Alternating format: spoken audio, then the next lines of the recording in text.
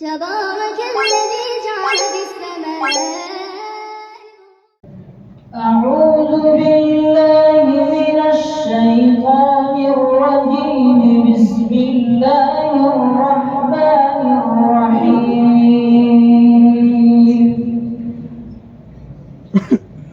وقال الذين كفروا لا تسمعوا لهذا القرآن والغوا فيه لعلكم تغلبون.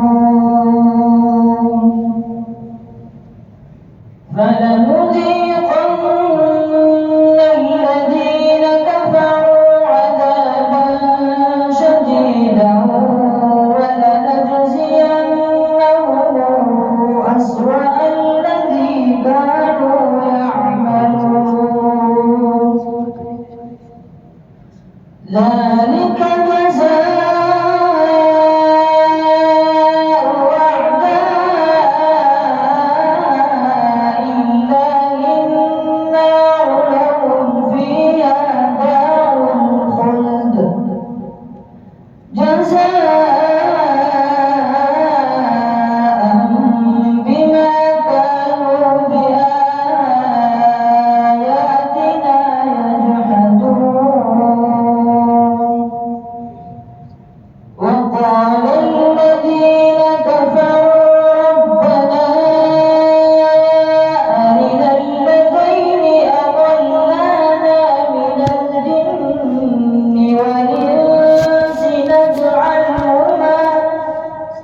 نجعلهما تحت أقدامنا ليكونا من الأسفلين.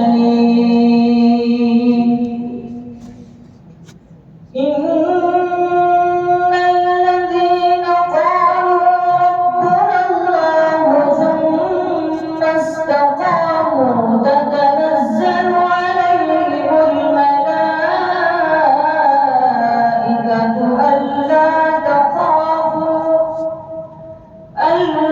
تخافوا ولا تحزنوا وأبشروا بالجنة التي